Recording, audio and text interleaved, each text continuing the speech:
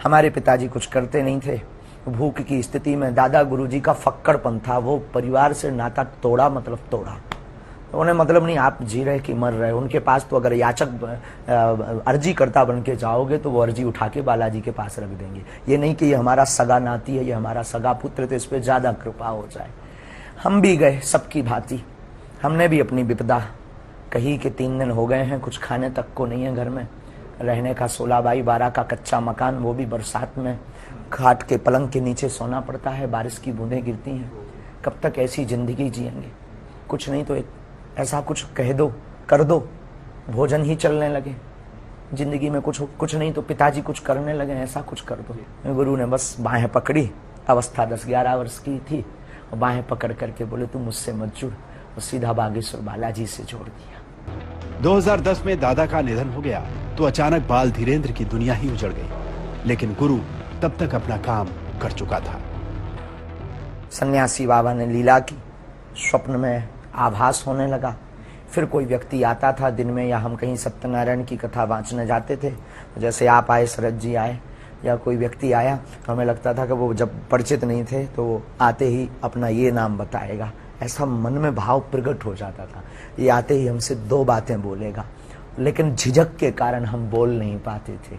और वो जब उससे पूछते थे अच्छा आपका नाम क्या है, हमारा हो, ये तो पहले पता लग गया था हमें।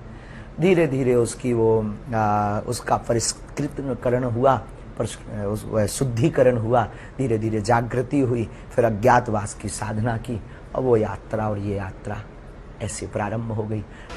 1 साल अज्ञातवास में रहने के दौरान धीरेन्द्र शास्त्री अपनी भावी योजना का खाका तैयार कर चुके थे। वो लौटे तो बालाजी की सेवा में जुट गए।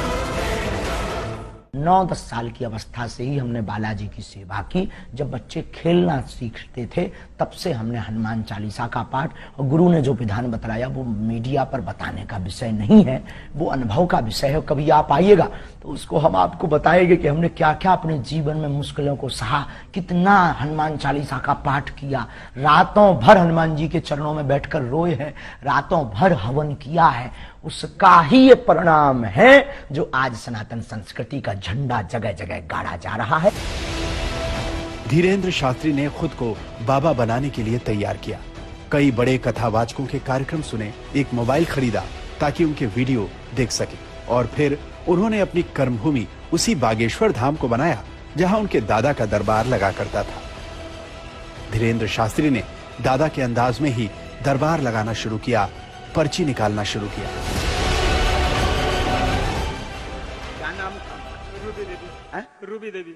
अच्छा, यहाँ किसी को बताया था? चलो पढ़ो।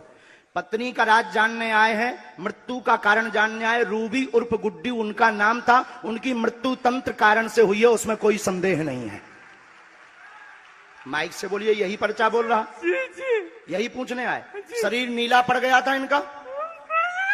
बस बस बस, रोइए मत। शरीर नीला पड़ गया था? आस्था, धर्म, चमत्कार और भावनाओं के कॉकटेल ने धीरेन्द्र शास्त्री का दरबार जमा दिया। वो चंद वर्षों में पंडित धीरेन्द्र शास्त्री से बाबा बागेश्वर सरकार कहलाने लगे। तोड़ के पांव पर हमारे, अबे भी आए तो पर के पांव पर है हमारे। धीरेन्द्र शास्त्री की उम्र अभी सिर्फ 26 साल है। उनकी मंजिल क्या है ये अभी उन्हें भी नहीं पता। हाँ, जिंदगी अपने खेल खूब दिखाती है, इसका एहसास उन्हें जरूर है। जीवन के खेल सबकी समझ नहीं आ सकता, कब क्या कर दें, गुरु कब कृपा कैसी कर दें, कह नहीं सकते यार। मतलब यहाँ हम अपने जीवन में ये जो भी है हमारे लिए सबसे बड़े चमत्कार है। खाना पीना, भोजन, रहन सहन, सब चमत्कार से बड़े, कोई किसी का नहीं होता जगत में। आज तक ब्यूरो।